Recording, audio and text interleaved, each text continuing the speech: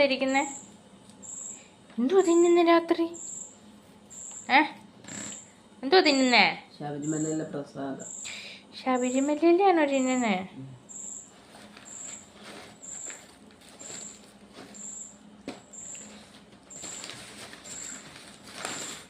കാതുണ്ട്.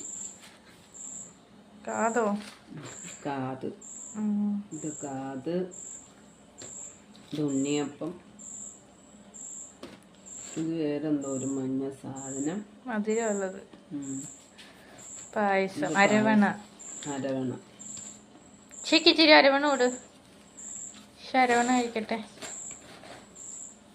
ഇത് വേറെന്തോ സാധനം. മധുരസേവ.